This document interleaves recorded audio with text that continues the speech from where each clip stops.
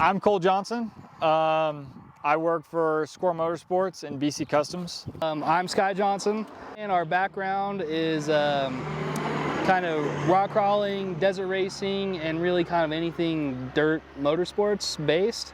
Then in 2007, we started building kind of race car-like vehicles, but for the U.S. Special Forces. And in the last 10 years, we have now over 400 specialized off-road vehicles fielded with the U.S. Special Forces and some other allied countries as well.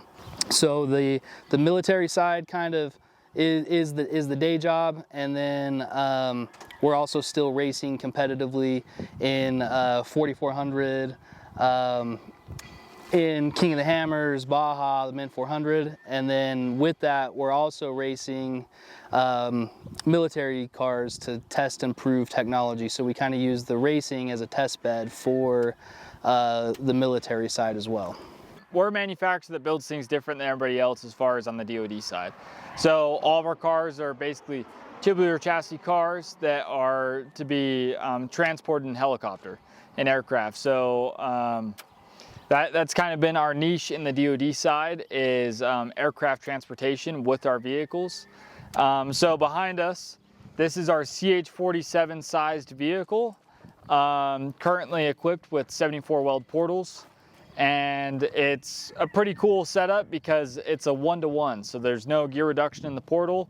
So basically you don't have any reverse drive, anything like that. It bolts straight up to the vehicle and we don't have to change anything. Yeah, so on this car, kind of one of the cool things that BC Customs does, so we're a very small manufacturer. We're a 30-person crew. We can build up to 2 cars a day. However, when we walk around this car, you'll see we use the highest end basically parts that the off-road industry has to offer. So all small local businesses, and it's the highest end parts that basically you can get from anywhere in the world. So starting off on the front of the car, everything's designed in-house, A-arms, the chassis, all of that. We have a Spider Trax 9-inch front differential with a Detroit or an ARB option for the front, down to 30 series CVs from RCV, all the way to our 74 Weld knuckle. And so on the front of this vehicle, you also see that we have Fox shocks. So we run a 2.0 shock or a 2.5. It's all dependent on the weight of what the vehicle carries. Kind of one of the things we specialize in is our crazy payloads. So we always have our claim to fame is a 1-to-1 payload to weight ratio. So this car weighs 4,000 pounds. That holds 4,000 pounds of payload. So that's kind of the big deal for us. On this, you'll see FK rod ends, Fortin steering rack. So like I'm saying, it's just best of what the industry can offer on the front of the vehicle. See, for our lighting package, we have Baja designs. So we configure the lights to however the customer needs, whether they want IRs in the bumper, IRs on the fender, spotlights, headlights. So that all can vary. Up here, so we have the amber lights from Baja Designs, and then up here we have the IR Squadron Pros on the fenders. So the big thing for this is basically we have a lights kill switch inside the car. We can kill all the lights, kick the IRs on, so there's no lights on the vehicle except for the infrared for your night vision goggles. And then for our high beam setup on this car, we have the Squadron combos, so a flood and a spot. And then we have our spot light bar right here, our 8-inch light bar from Baja Designs. Wheels are a hot topic for us because we airdrop the cars. So that means the cars get thrown out of the back of an airplane. They'll hit the ground between 8 and 12 Gs. A lot of G-force hitting the ground. So when this car weighs 4,000 pounds, times that by 8 basically. Is that math right, Sky? The math right? Yeah. So it's a lot of pressure, so we have to have a really, really good wheel. So down here, we're equipped with the tremor wheel. This is a custom offset specifically made for us. And then depending on the terrain that the guys are driving through, if it's just desert, if it's a lot of rocks, if it's mud, we have a plethora of different tire packages. On this specific car, we have some really bald and old Maxxis creepy crawlers on it. But that's exactly what it's going for. This is their yellow label, super sticky. and it's going straight into the desert, into rocks, so worked perfect. On the inside, I mean, this car, one thing to take notice in this video is this car is old. It's like 8 years old. It's the car that we cut up all the time for all of our customers if they want R&D changes done. So there's a bunch of bracketry and stuff that's been cut off and added, cut off and added. So don't judge the way how the spray painted B-pillars here look and certain things like that. But on inside, basically we just got these new seat cushions made from PRP. Our customer came to us, they wanted a comfortable seat for long distance. So a lot of our cars don't get used for extended range, but this specific application is going to be used for that. So they're like, we need a better seat cushion than the ones that we have just for kit. So went to PRP, they made these super badass seat cushions and changed the way how the car feels inside completely.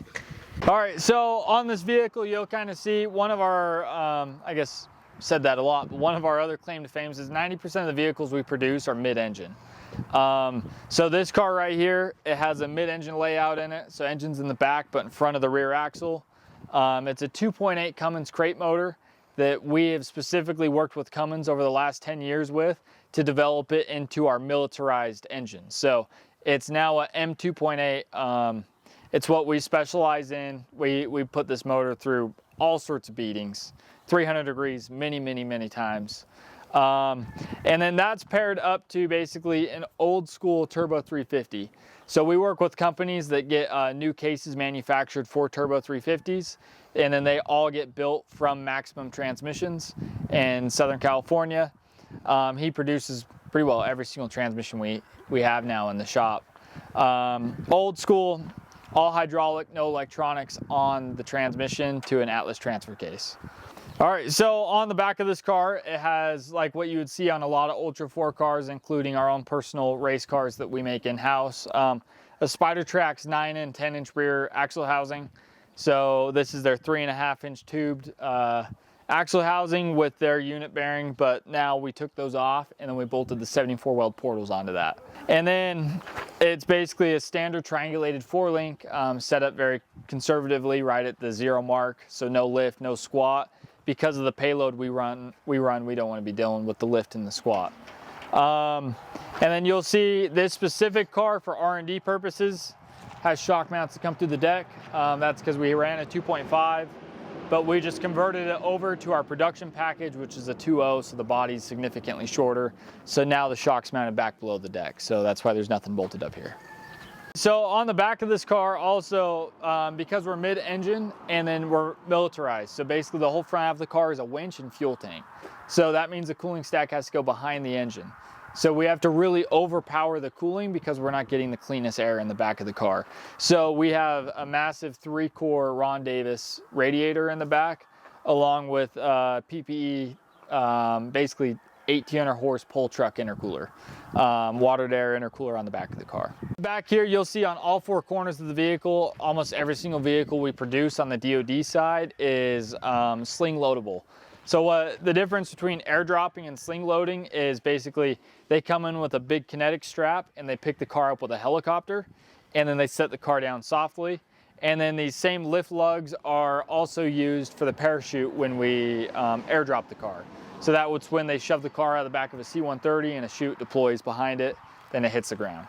So those are your kind of 2 different things, but that's what these lugs are used for all the way around the car. And then all these tie-down rings, they're just little eyelets, but they also take a 3/4 inch shackle, and that's to strap the car to the pallet. So they set the car on a giant pallet so it can slide out of the back of the aircraft when it gets airdropped. And that's what all these little lugs are for all the way around the car. Yeah, so this is inside the shop here. This is the fabrication side of the shop. This square right here that Cole's standing in, this is where one-off or special projects get done. So what you're looking at here is actually going to be a civilian version of our military vehicle. So we're trying to basically build the militarized civilian version of it that is like a luxury base. So it's going to have like all your creature comforts, GPS, onboard Starlink, stereo system, navigation, and just a better kind of overall fit and finish. But more on this side, so any kind of one-off or special project, we do everything in-house. We'll do the sheet metal by hand, the tubing by hand, all the welding, the suspension, fabrication, all of that. And then if it goes to something that's productionalized, we'll sub out to some local vendors for the tubing goes to Midnight 4x4. So it'll show up in a crate that's all bent and cut, ready to go. And then we throw it on the jig table, put it together, and then once it's off there, it gets welded, and then goes to the tabbing section, and then gets all the plate work done. On this side too, every table against the wall is its own fabrication station for each different component of the vehicle that has to be prefabricated or fully fabricated on the table before it goes into the car to powder coat. Yeah, so right behind you, basically that's what a car looks like when it comes into the shop. 20-foot long sticks of chromoly and DOM tubing. It's pretty well the start and how it looks. But you come over to here to our productionalized items. Our fixture with all the locations and placings. This fixture actually houses two different vehicles. So our XL and our L, they're both CH-47 size vehicle. And when we say that, that's the size a helicopter goes into. And then back here, this is where all the tabbing comes on. So we have all of our aluminum basically panels. So once we make the aluminum panels once, we go through, we cut holes to locate all the tabs. So all the tabs, you come on, you lay the panel on, and it locates all your points for all your tabs to be welded on. This car is currently in an R&D redesign right now. So you can see we have all the 3D scanning dots and stuff on it right now. But this is for UTVs. We do cages for UTVs and stuff, all for the military side. So this is for all the bumpers, the roofs, everything like that, to be foldable to go into the V-22 helicopter.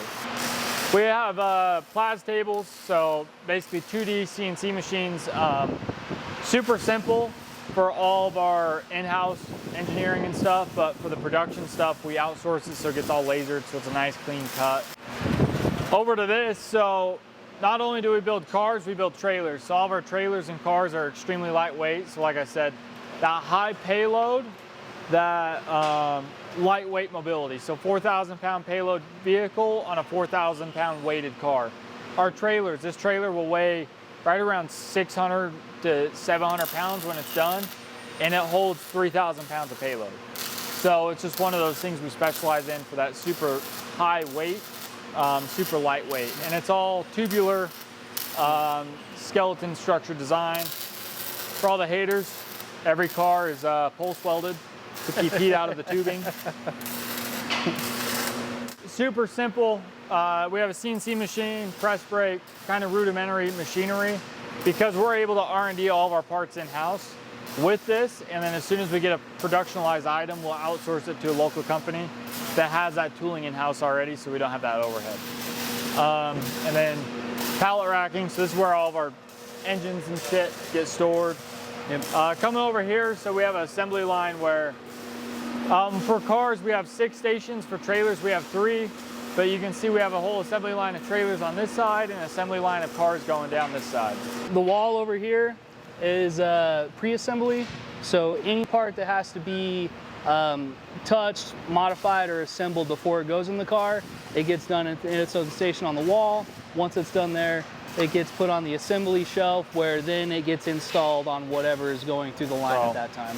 Whether that's brakes, control arms, so 70-75 aluminum, all the way down to the rotors, the CVs, soon to be portals. I mean, this is the assembly line. It's old Henry Ford setup. Each station does X amount, and then it's timed, so the product will move that station by X time. And so we're always having basically something leaving the shop. We can build a trailer a day or a car every 2 days.